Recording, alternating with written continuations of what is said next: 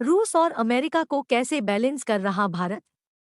जयशंकर के जवाब ने हिला डाला। नई दिल्ली। विदेश मंत्री एस जयशंकर ने रूस के साथ जारी व्यापार के बीच अमेरिका के साथ भारत के संबंधों को संतुलित बनाए रखने के लिए शनिवार को मजाकिया लहजे में अपनी तारीफ की और कहा कि यह हमारे लिए कोई परेशानी का सबब नहीं है।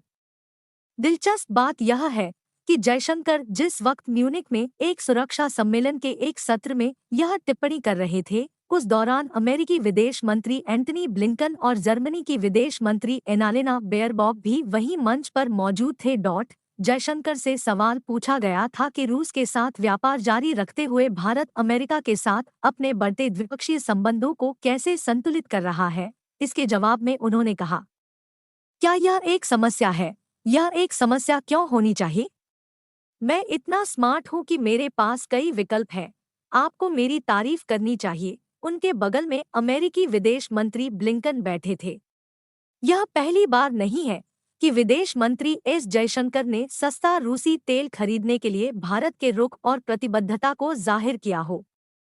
पहले भी कई मंचों पर वे भारत का रुख साफ शब्दों में रख चुके हैं। विदेश मंत्री एस जयशंकर ने गाजा में मौजूदा स्थिति को लेकर भी चिंता जाहिर की और कहा कि भारत कई दशकों से कहता रहा है कि फिलिस्तीन मुद्दे का द्विराष्ट्र समाधान होना चाहिए और अब बड़ी संख्या में देश न केवल इसका समर्थन कर रहे हैं बल्कि इसे पहले की तुलना में अधिक आवश्यक मान रहे हैं। विदेश मंत्री ने 7 अक्टूबर को हमास द्वारा इजरायली शहरों पर किए गए हमलों को आतंकवाद बताया, लेकिन साथ ही तेल अवीव की प्रतिक्रिया का जिक्र करते हुए कहा कि मानवीय कानूनों का पालन करना इजरायल का अंतर्राष्ट्रीय दायित्व है।